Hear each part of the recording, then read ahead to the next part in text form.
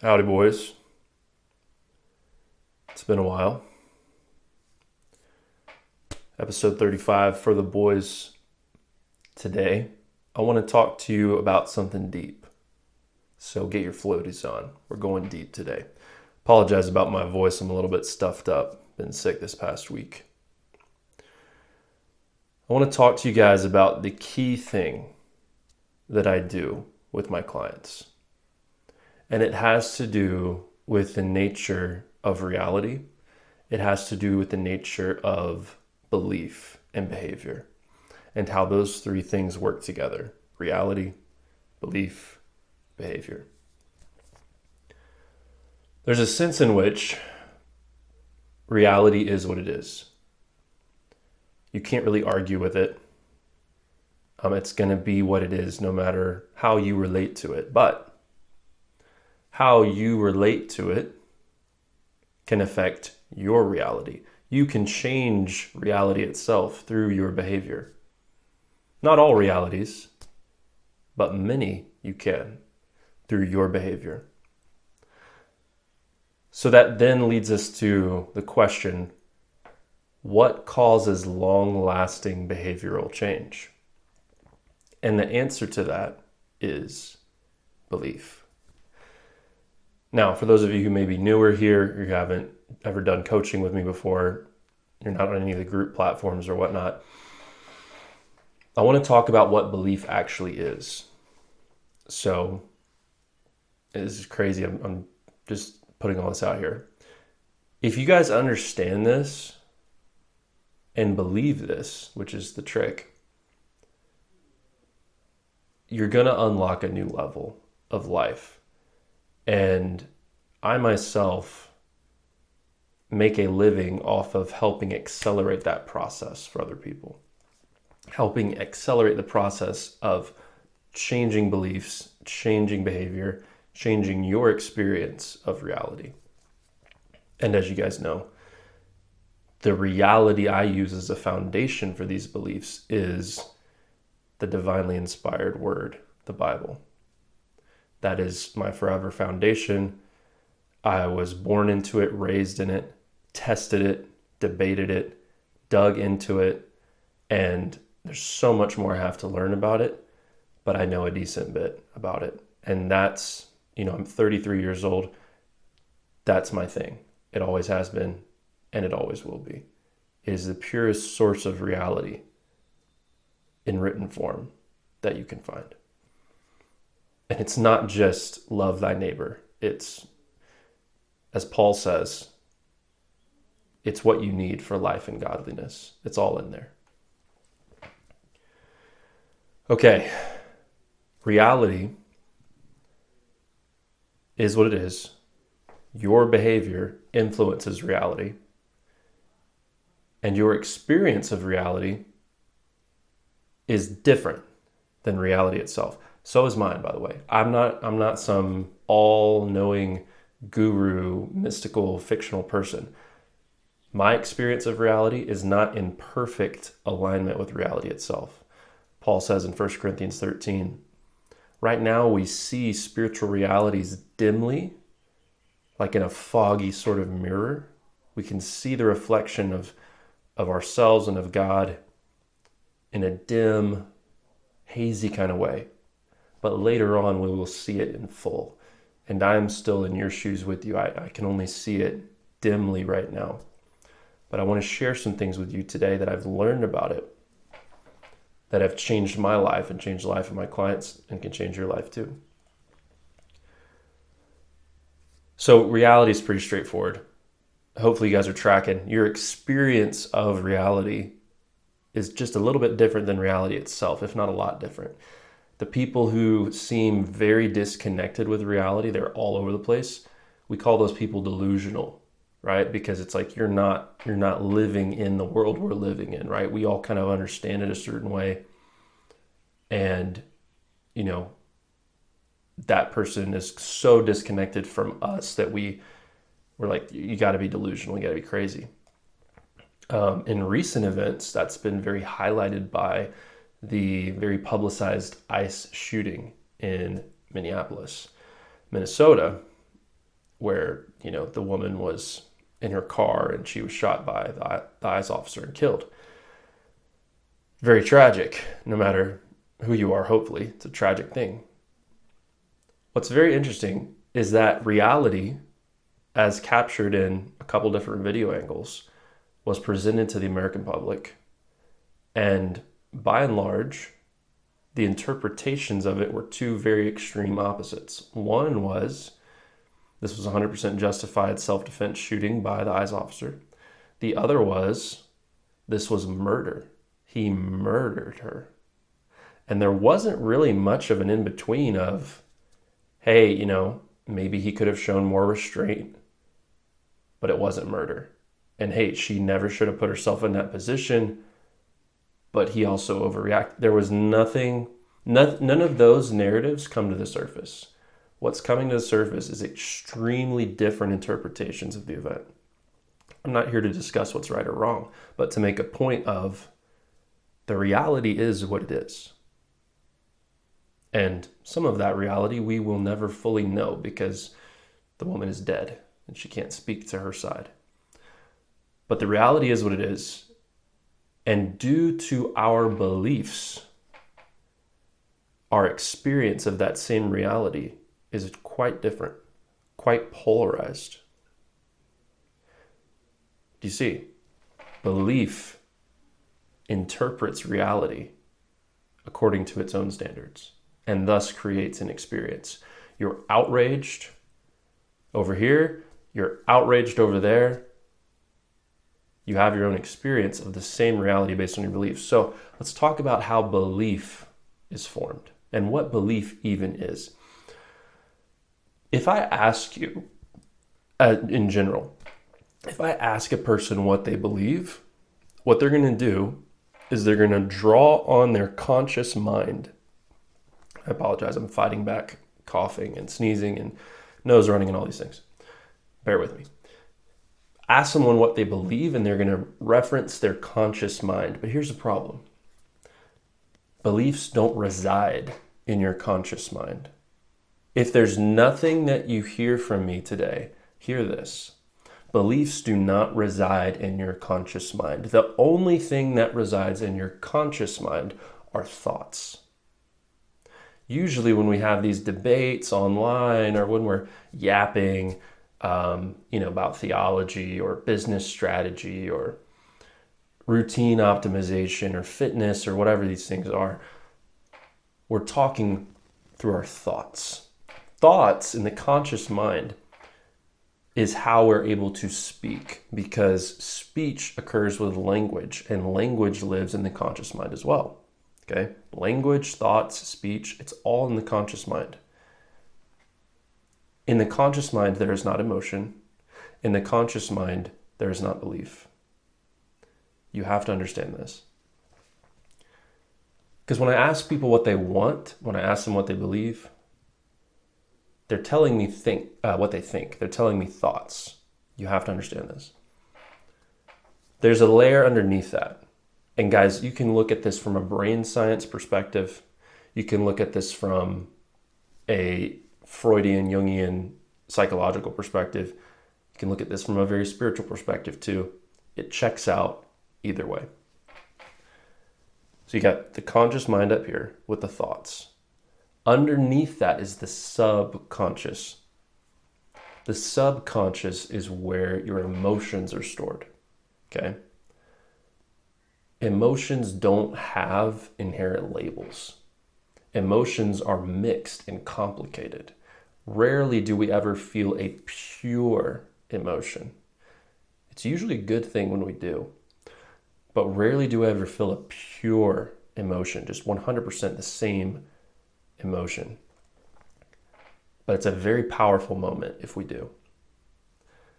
When I ask someone what they think, if they're somewhat intelligent and somewhat eloquent, it's pretty easy for them to tell me what they think, because the speech, the language, the thoughts are all happening in the same place in the conscious mind. Now, and you've seen this too with your experience, I'm sure, if you ask someone how they feel, it's a bit harder to answer.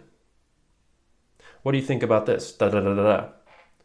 How do you feel about this? Okay, that's a tougher question. Mixed feelings, complicated feelings, feelings that the person may not actually be in touch with, right?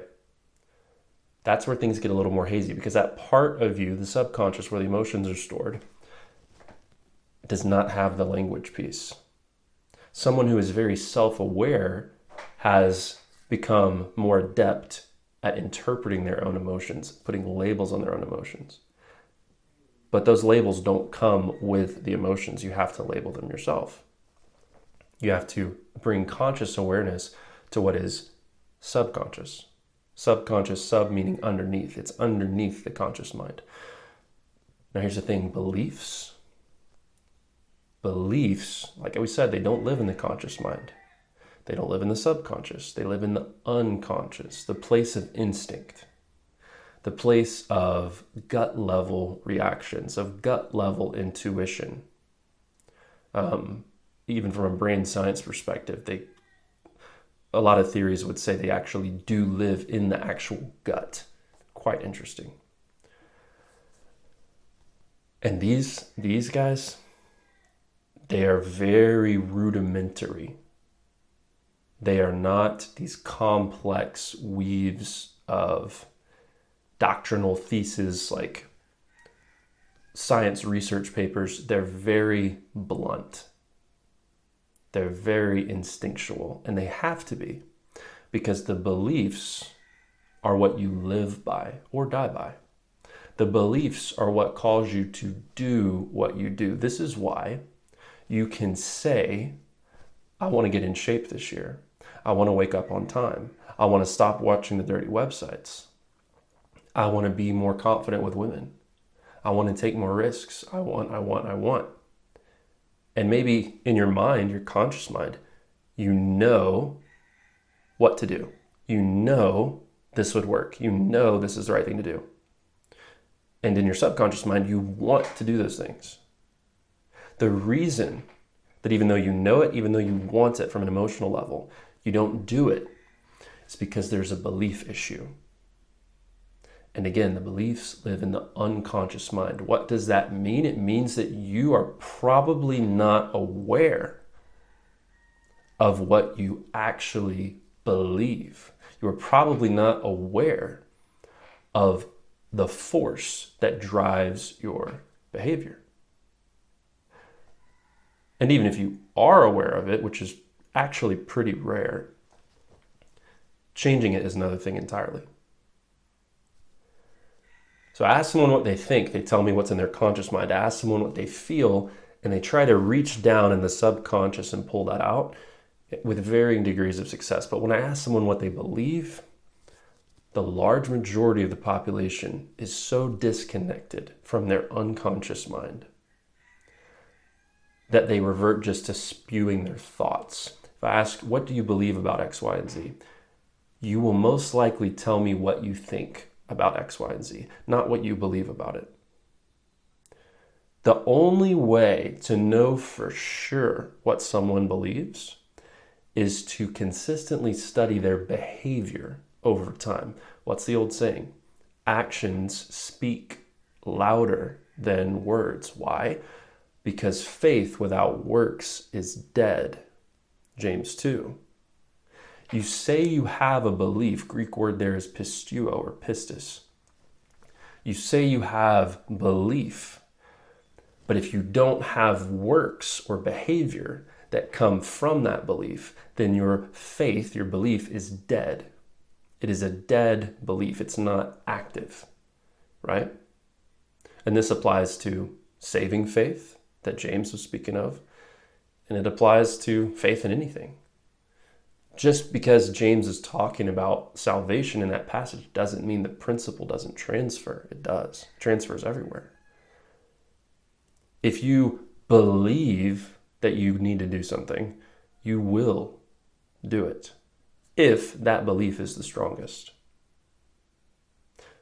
Usually, we know a lot, we feel a lot, and we believe a lot. And sometimes we have beliefs that are at conflict with each other. Whatever the strongest belief is, that's what you'll end up actually doing. We see this in the parable of the sower and the seed. As Jesus is telling the parable, he speaks of certain seeds that fall on good, fertile soil and they sprout up, deeply rooted, looking healthy. But then they're choked out by other things. The reason they're choked out by other things instead of choking out the other things is because those other things, namely cares of this world, deceitfulness of riches, were beliefs that were more deeply rooted and stronger than the belief in the gospel. So just because you know it, just because you feel it, doesn't mean you believe it. And just because you believe it doesn't mean the belief is stronger or strong enough to prevail over the other beliefs, right?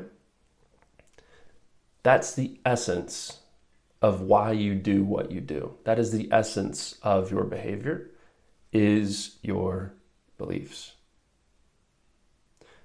I'll lay it out for you like this. A lot of us feel stuck, trapped in certain things, trapped in bad habits, addictions, trapped in certain states of mind, trapped in patterns of behavior that we want to get out of and escape and grow from. So imagine that these traps are like a prison cell. And you've been in this prison cell, the exact same prison cell, for years. Let's call it 10 years. You've been in the same prison cell for 10 years. Now, at the very beginning, if you're a red-blooded man, which most of you are watching this, at the very beginning, what are you going to be thinking about? How do I escape? How do I escape the prison cell?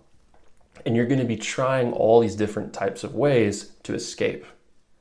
And if you've been in there for 10 years, well, you were unsuccessful in escaping, right?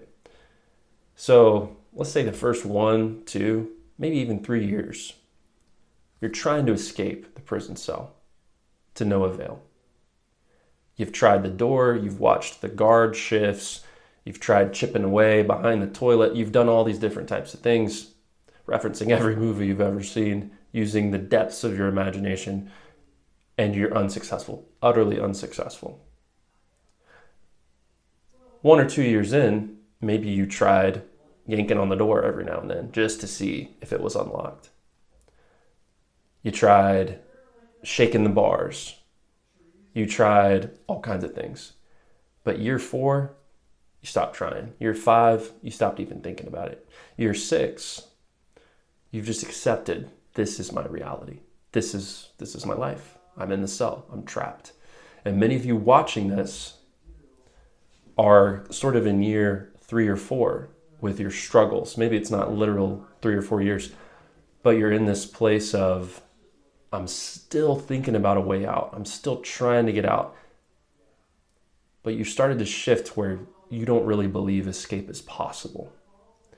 And if it is possible, it's going to be because you make it happen. No one's coming to save you, right? So let's imagine that, you've been in this place. It's year 10. You're stuck in the cell. And then Crazy Bob in the other cell says something to you. And Crazy Bob is Crazy Bob because he's crazy. That's why we call him Crazy Bob. He says all kinds of things all the time.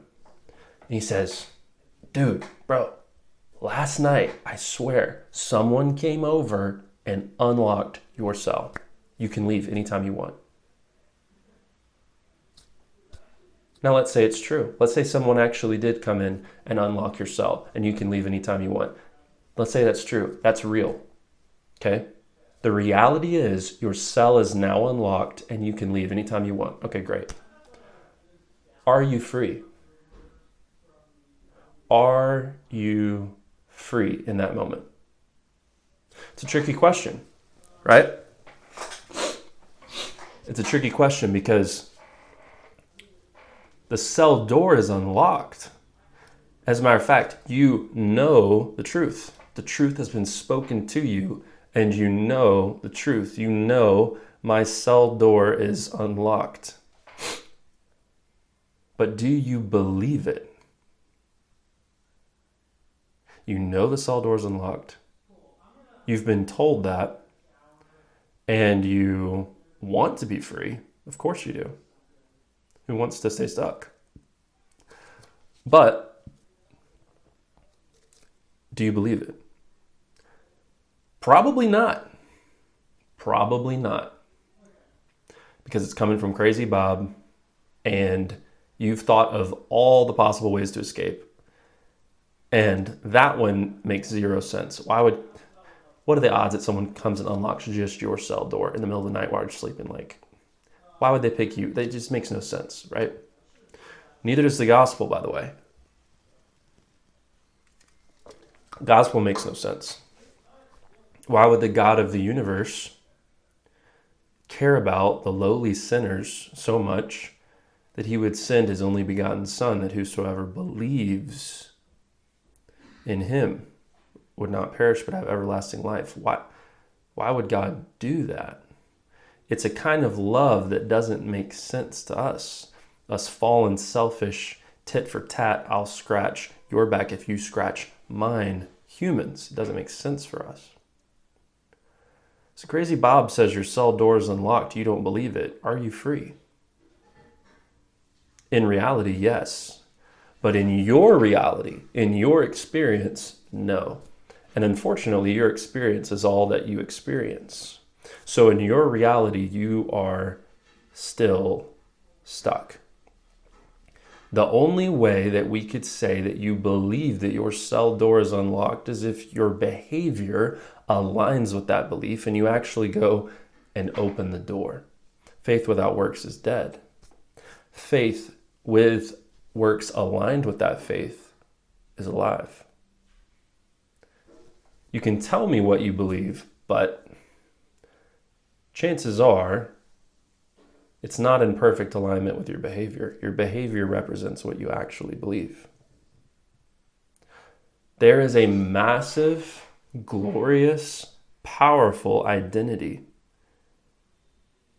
fully loaded with capability, with power, with freedom, that is available to you through a man named Jesus who has broken your chains and unlocked your door. The path to experiencing that reality is belief. And if your actions are not in alignment with the belief that you want to have, that is evidence that you do not truly believe it at its depth. Now, am I saying that you're all lost and none of you are born again Christians? No, that's not what I'm saying. This is a process.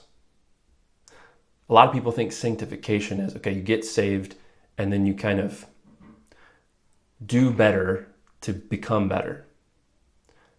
And that is only the second half of the truth. And it's a little bit messed up even still. The truth is you believe in the salvatory power of the gospel first. And then we all do this in different speeds and ways. But the next step is you start to believe in the rest of it, in the whole package. And the whole package is huge. And Paul, in his writings, he repeatedly encourages us and prays for his readers, which are, not us then, but we read it now.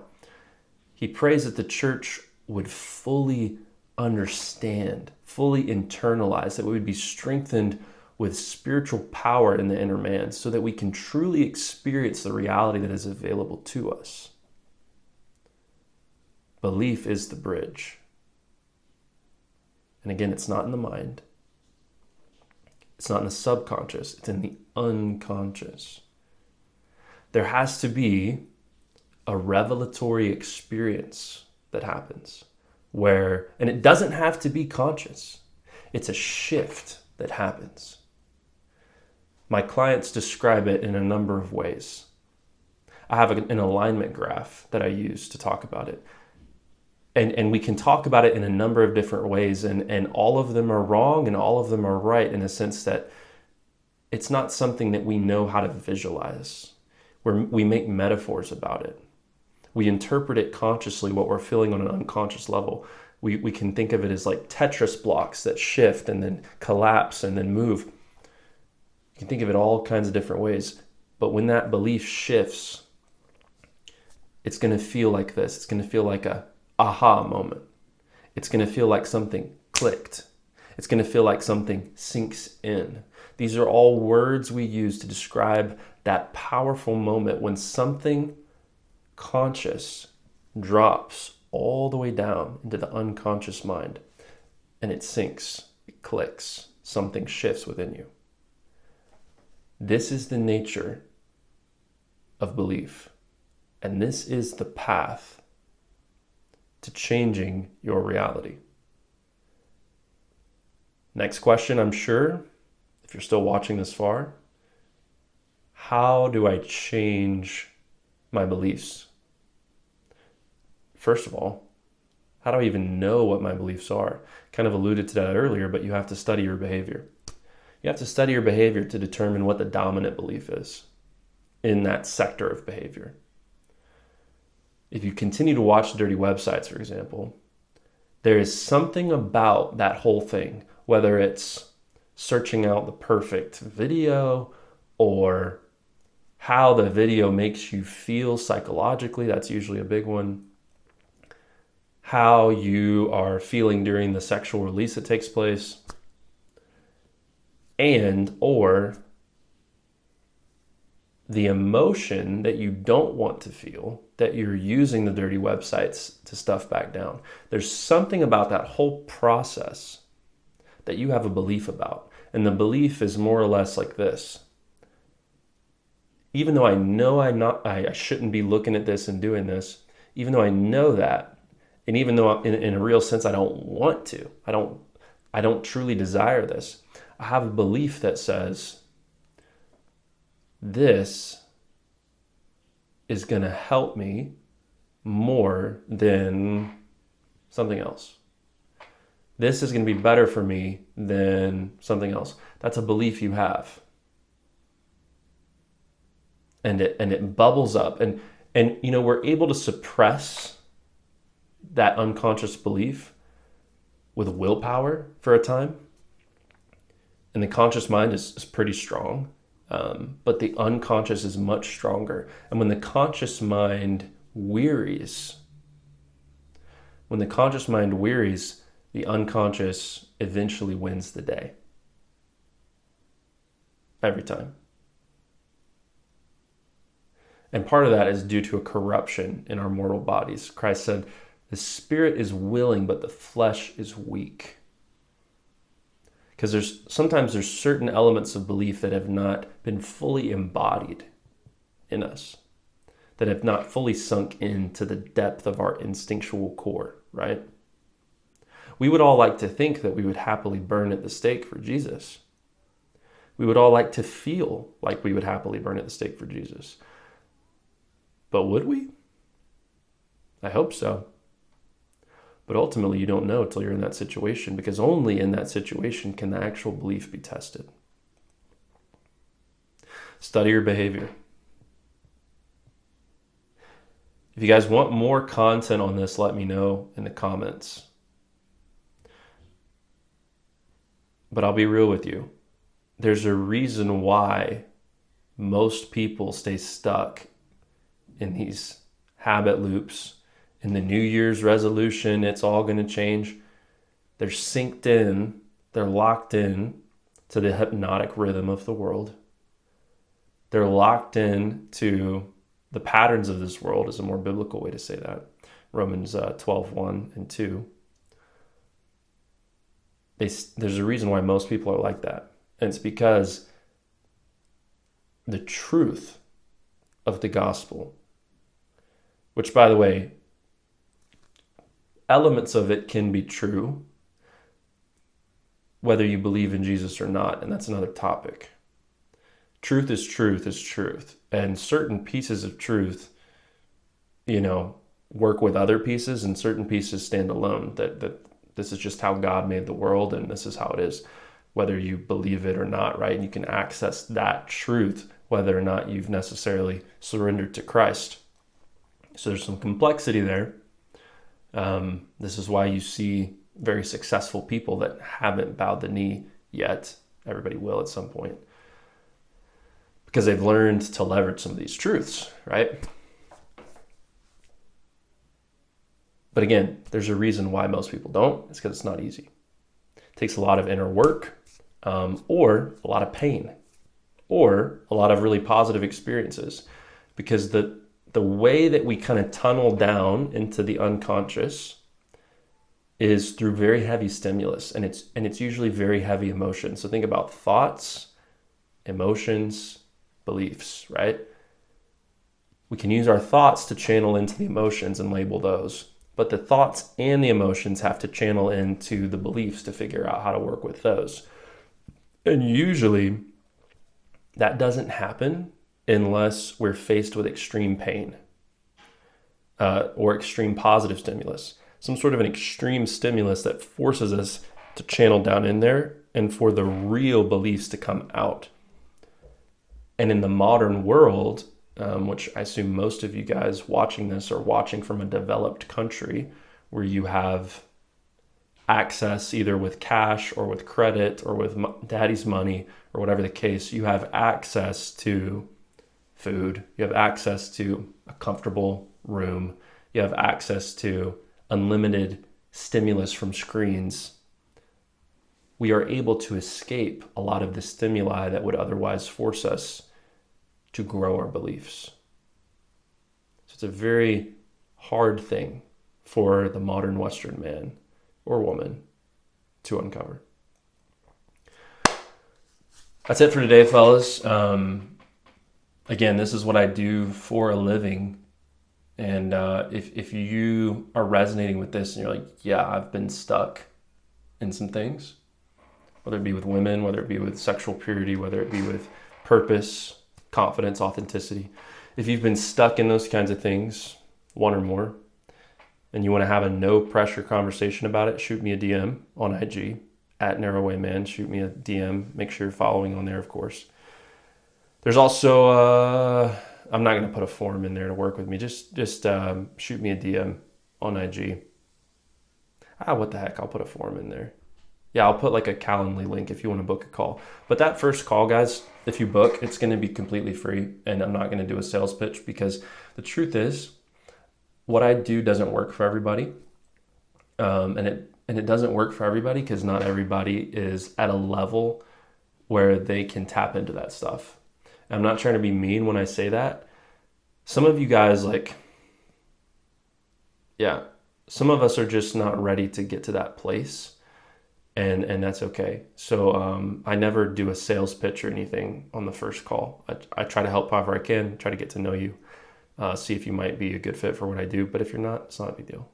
So book a spot on my calendar with that link if you want, guys. But otherwise, super happy you're here. Hopefully you learned something. And I'll see you next time for The Boys, episode 35. Y'all take care.